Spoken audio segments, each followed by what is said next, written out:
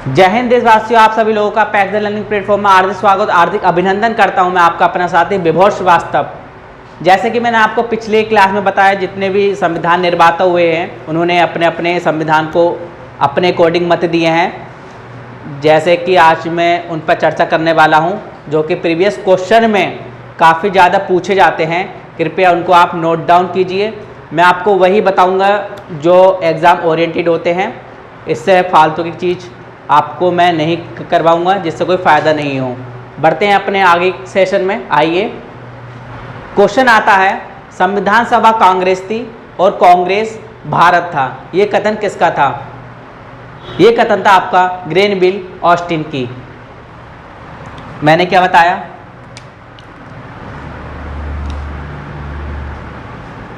Question आता है, संविधान सभा कांग्रेस थी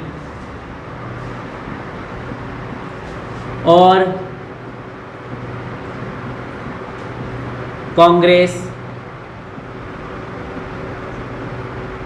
भारत था। ये कथन किसका है? ये कथन है आपका ग्रेनविल ऑस्टिन जी का। ग्रेनविल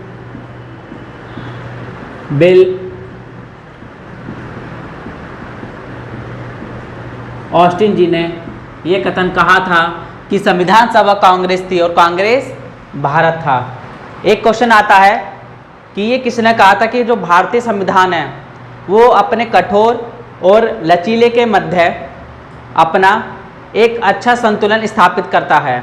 ये कथन किसका था? तो आपका जवाब होना चाहिए केसी व्हीलर जी का ये कथन था। मैंने क्या बताया? भारतीय संविधान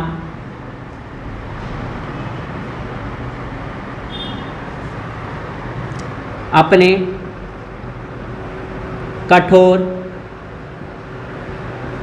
एवं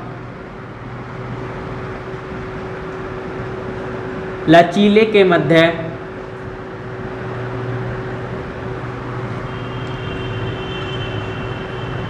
अपना एक अच्छा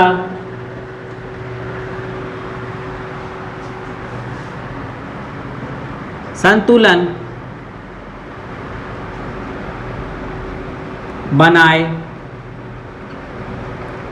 रखती है। ये कथन किसका था? तो आपका जवाब होना चाहिए केसी व्हीलर जी का ये कथन था कि जो हमारी भारतीय संविधान है, जैसे कि आप सभी लोग जानते हैं, जो हमारी संविधान है वो हमारी कठोर भी है और लचीला भी है। विशेषता होती है, कुछ नियम हमारे कठोर है, कुछ नियम जैसे लचीले। जैसे मैंने आपको पिछली वाली क्लास में बताया था कि जो हमारी जो संविधान है वो हमारे लोगों के द्वारा बनी हुई है। जैसे जैसे समाज में लोग आएंगे उनके अकॉर्डिंग संविधान में संशोधन होंगे, उन्हीं के अकॉर्डिंग हमारा संविधान बनेगा। जैसे कि राजतंत्र की हम बात करें, दक्षिण कोरिया हो गया और आपका ब्रिटेन हो गया, वहाँ पर संविधान कठोर है, वहाँ पर लचीला नहीं है। हमारे भारत की यही विशेषता है कि वहाँ पर कठोर भी होता है और लचीला भी होता है, ताकि आपस में जो मेंटेन है संतुलन बनना चाहिए। इसलिए जो हमारे जो केसी व्हीलर हैं, इन्होंने यहाँ पर आकर देखा, तभी इन्होंने कथन दिया था, भारतीय संविधान अपने कठोर एवं लचीले के मध्य अपना एक अच्छा संतुलन बनाए रखती है। अब हम आगे चलते हैं। प्रस्तावना हमारे संप्रभु लोकतांत्रिक गणराज्य का भविष्य फल है। ये कथन किसने कहा था? तो इसका आंसर आता है के.एम. मुंशी जी ने ये कहा था। मैंने आपको क्या बताया? चर्चा करते हैं।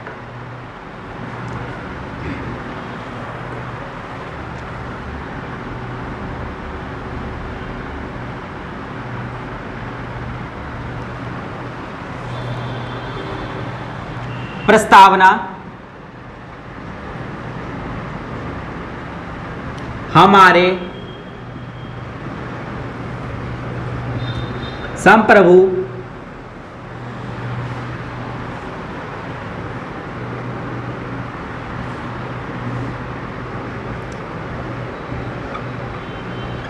हमारे संप्रभु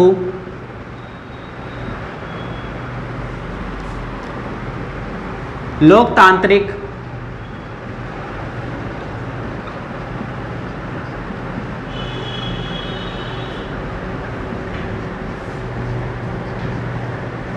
गणराज्य का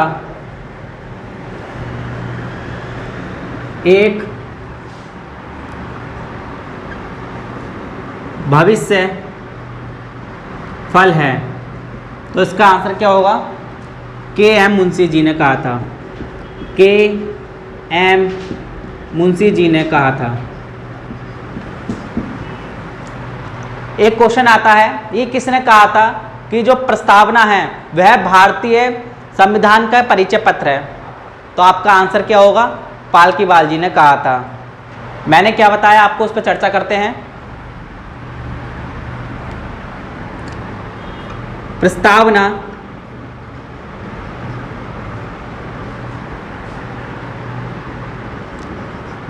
भारतीय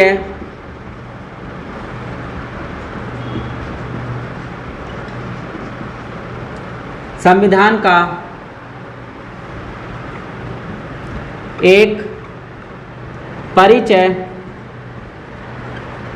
पत्र है। ये क्वेश्चन पूछा गया है, ये कहा था आपके एन ए पालकीवाला जी ने। एन ए पालकी वाला जी ने ये कथन कहा था कि प्रस्तावना भारतीय संविधान का एक परिचय पत्र है। अब देखते हैं आगे प्रीवियस क्वेश्चन में क्या क्या पूछे गए हैं, उस पर हम चर्चा करते हैं।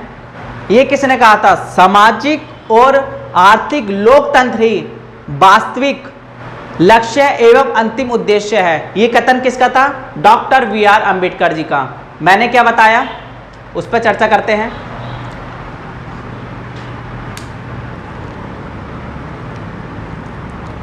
सामाजिक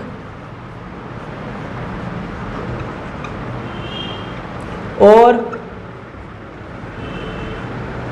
आर्थिक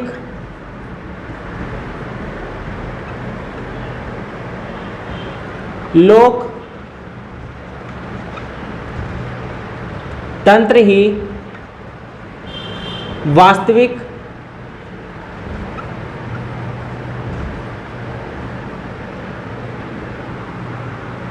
लक्ष्य एवं अंतिम उद्देश्य है।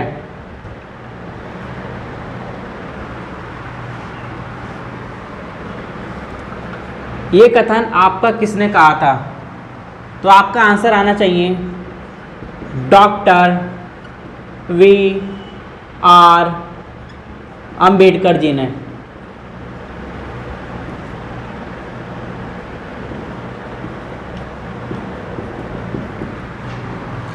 सामाजिक और आर्थिक लोकतंत्र वास्तविक लक्ष्य एवं अंतिम उद्देश्य है। ये कथन किसका था? Doctor V are Ambedkar ji ने ये कथन लिखा था। मैंने आपको ये कुछ इंपॉर्टेंट कथन बताए जो कि एग्जाम में पूछे जाते हैं और वो पूछे गए ही, क्योंकि बच्चे वन लाइनर के चक्कर में पड़े रहते हैं। जब भी आपको सिलेक्शन लेना है, आप ये ना सोचो कि आपको खाली सिलेक्शन के लिए पढ़ना है। यदि आप में ये भावना रहेगी तो आप सिलेक्शन ले लोगे, कुछ हासिल नहीं होगा, क्योंकि आपके पास नॉलेज तो होगी नहीं ना। आप रटोगे, फिर कुछ समय बाद आप भूल जाओगे। आप ऐसा पढ़ें ताकि आप दूसरों को भी पढ़ा सकें, आपको 7 जन्मों तक याद रहे। आप जब एक चीज़ को पढ़ोगे अंतर ध्यान होकर पढ़ना, तभी आपको बेनिफिट रहेगा। क्योंकि क्वेश्चन बहुत अजीब से पूछे जा रहे हैं, घुमा के पूछे जा रहे हैं, ये आप हमेशा ध्यान रखना। अब हम आगे की ओर चलते हैं। आपने ये सब नोट डाउन कर लिया होगा तो मैं इसको रफ कर रहा हूं। क्वेश्चन आता है जो प्रांतीय जो सभा होती हैं उसमें जो सदस्यों का जो चुनाव होता है वो किस सभा द्वारा होता है? तो आपका आंसर होना चाहिए प्रांतीय सभा द्वारा होता है। क्या बताया?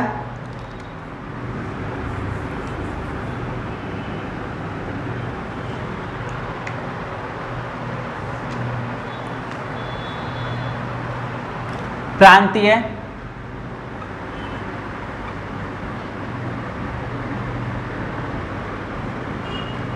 सभा में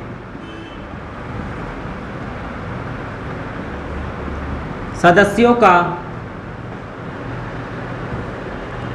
चुनाव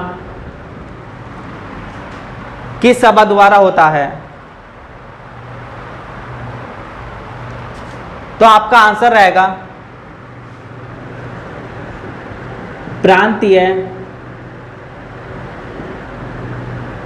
सभा द्वारा होता है।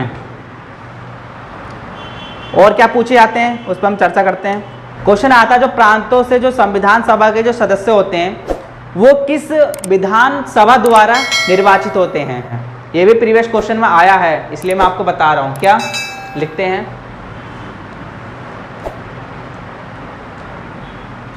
प्रांतों से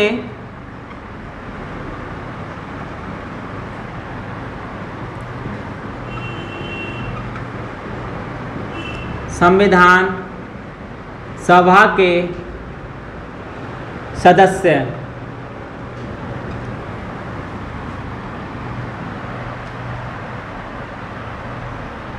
कैसे निर्वाचित होते हैं? तो आपका आंसर होना चाहिए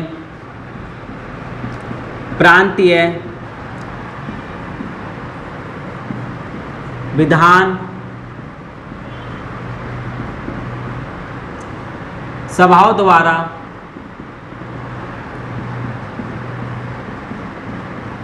निर्वाचित होते हैं। ये मैंने आपको बताया। अब आगे चलते हैं। क्वेश्चन आता है बच्चों कि भारतीय संविधान के जब प्रारूप तैयार हुआ था उनमें जितने भी सदस्य थे उनको कहाँ से निर्वाचित किए थे? ये क्वेश्चन आता है। तो आपका आंसर आएगा इसमें विभिन्न प्रांतों के विधानसभाओं द्वारा वह निर्वाचित हुए थे। विभिन्न प्रांतों के, समझ गए ना? आते हैं, चर्चा करते हैं इस पर।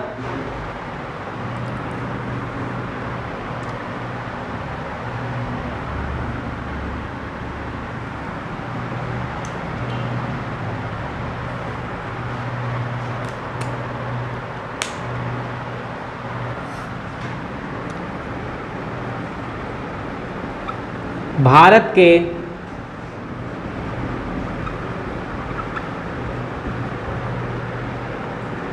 संविधान का प्रारूप तैयार करने वाले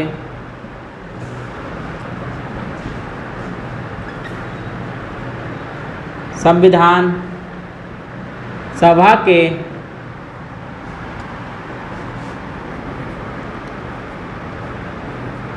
सदस्यों का निर्वाचन कैसे हुआ था? तो आपका आंसर आना चाहिए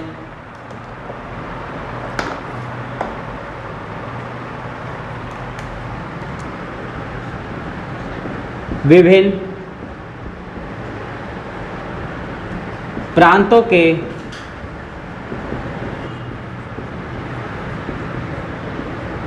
सभाओं द्वारा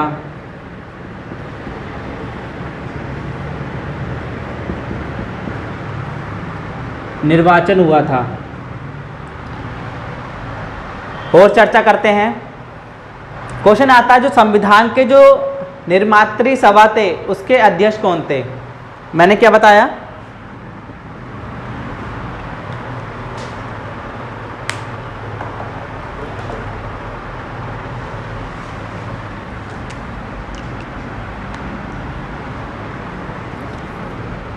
संविधान के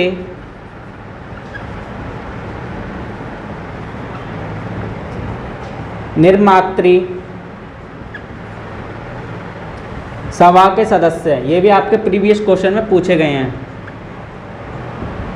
कौन थे? तो आपका आंसर आएगा डॉक्टर राजेंद्र प्रसाद।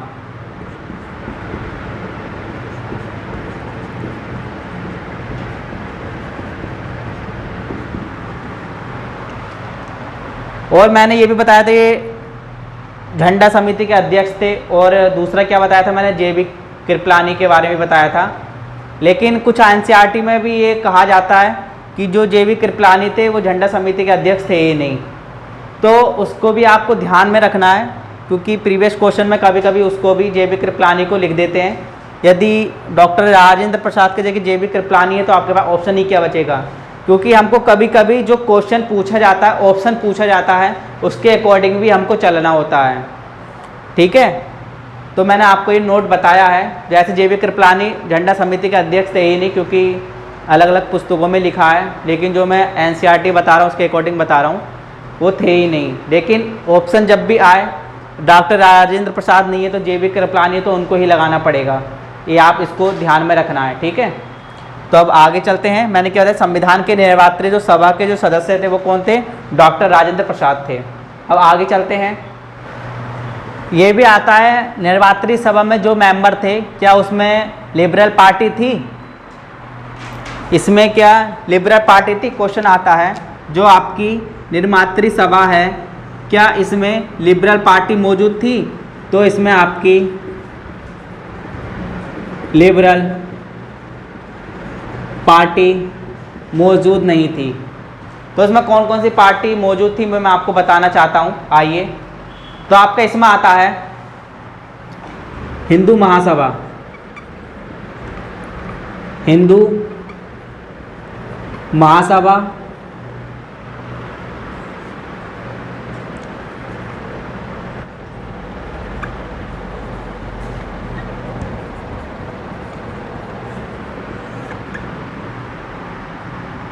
और एक आता है scheduled caste, scheduled caste federation, federation.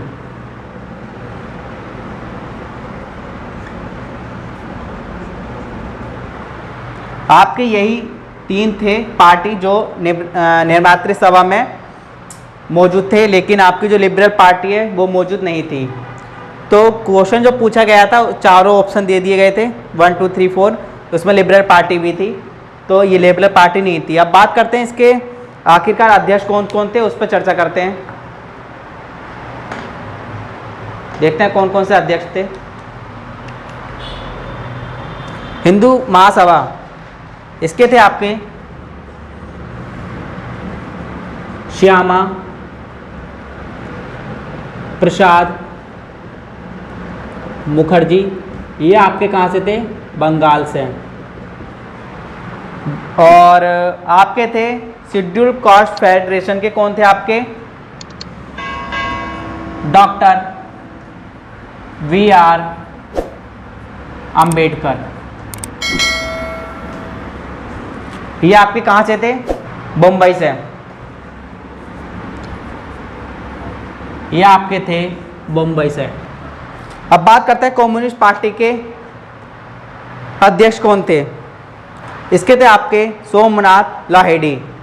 कौन थे, सोमनाथ लाहिड़ी, सोमनाथ लाहिड़ी। ये कहाँ से थे आपके, बंगाल से थे। ये मैंने आपको ये सभी बताए थे, कृपया आप इसको नोट डाउन कर लीजिए।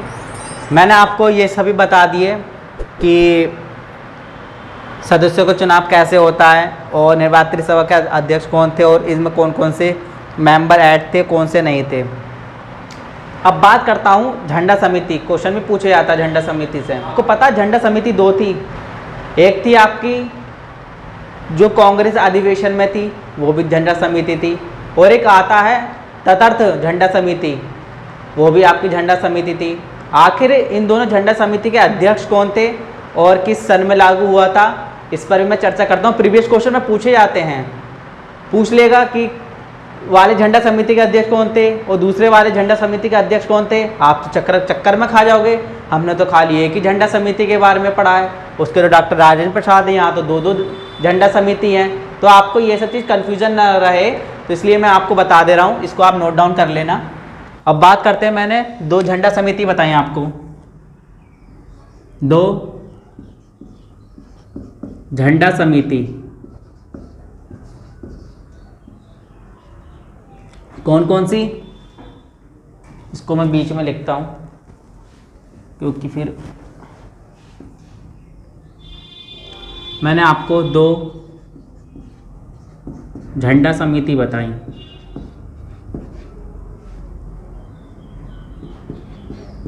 कौन कौन सी,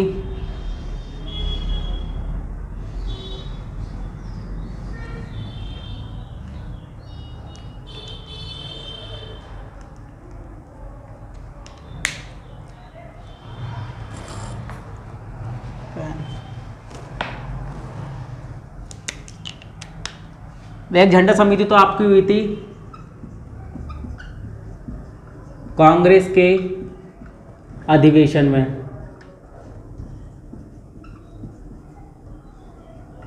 और एक झंडा समिति हुई थी आपकी जिसका नाम बोला जाता है तदर्थ झंडा समिति, तदर्थ झंडा समिति। तो मैंने आपको 2 बताया है, इसके बारे में चर्चा करते हैं। इसके अध्यक्ष कौन थे,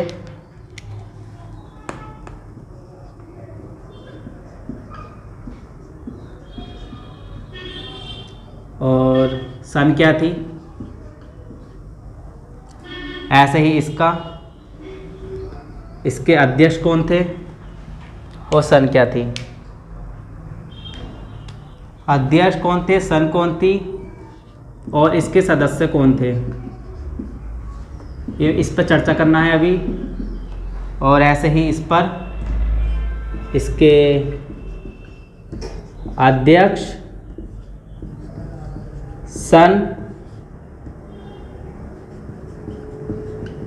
और इसके सदस्य। आइए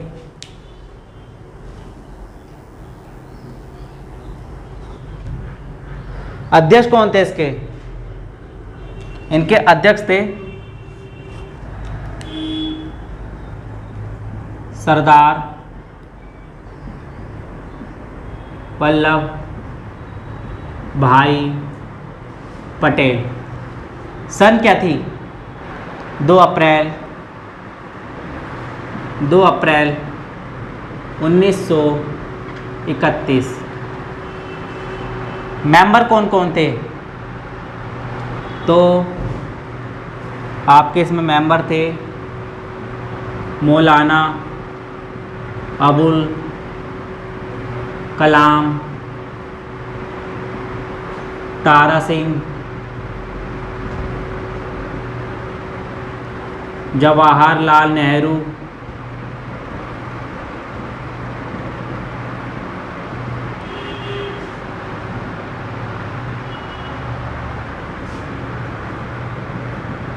हरिहर, डी.वी. केलकर एवं पट्टाभी सीतारमैया।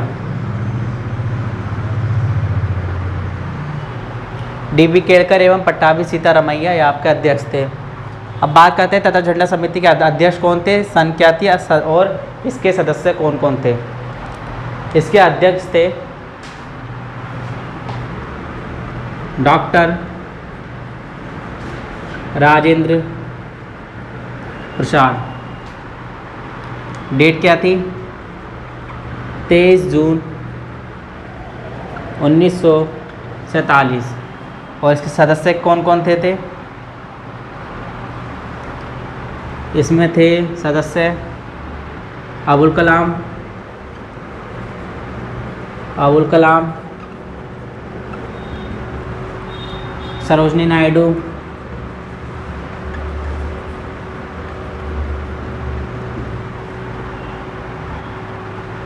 राजगोपालाचारी,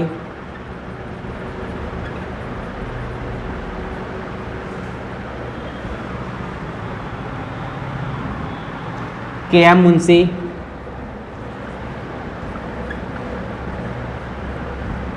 और डॉक्टर V.R. अम्बेडकर। आपके ये सदस्य थे।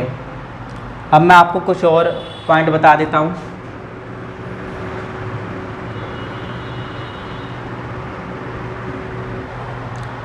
एक क्वेश्चन आता है, संविधान के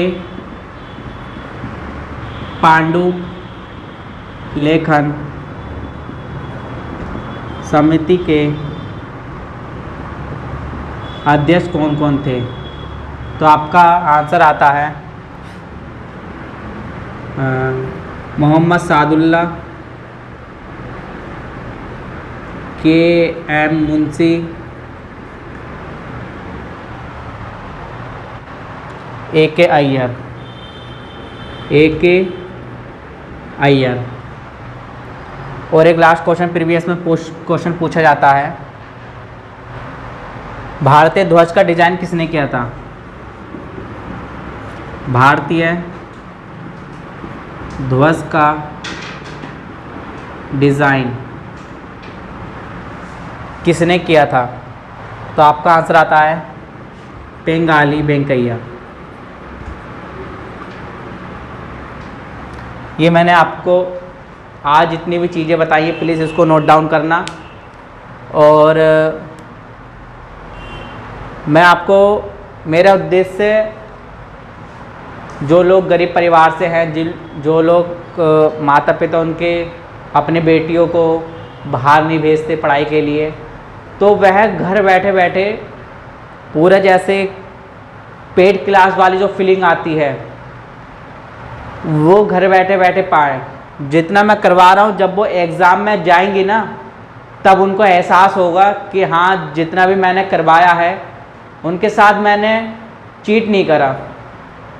जो उस समय जो खुशी का जो माहौल होता है ना, कि हाँ, कि जो मैंने पढ़ा, मेरा उद्देश्य ये है जो मैं करवा रहा हूँ वो आप सभी लोगों तक पहुँचे और ये फ़ायदा उनको मिले जिनको घर से एक कदम भी भेजा नहीं जाता। वो उनके मन में ये नहीं रहे कि हाँ, मैं घर से बाहर नहीं जा पाई तो आज मैं कुछ नहीं बन पाई। ये जितना भी मेरा जो ज्ञान है ये सब उनको अर्पित करता हूँ। कृपया इस वीडियो को एंजॉय कीजिए और अच्छे तरीके से देखिए। और जिन लोगों का अभी बीपीएससी का एग्ज़ाम लगा है, शॉर्ट जिनको चाहेंगे, अभी सीएचएसएल का भी पेपर लगा है, तो मैं शॉर्ट टाइम में आपको बेहतरीन कंटेंट देने जा रहा हूँ। ये तो मेरा पॉलिटी स्पेशल चलता ही रहेगा। इसके अकॉर्डिंग मैं सभी सीरीज़ आपके सामने लाता रहूँगा। वो आप उस वीडियो को देखना। कम समय में आप 1 महीने बचा है, 1 महीने में आप काफ़ी अच्छा कर पाएँ। कल हम पढ़ेंगे पार्ट्स कौन से थे, अनुसूचियाँ कौन सी थी, इस पर हम चर्चा करेंगे। तो ईश्वर की कृपा से आप, मेरी यही कोशिश रहेगी। अपनी बाड़ी को मैं विराम करता हूँ। जय हिंद, जय भारत।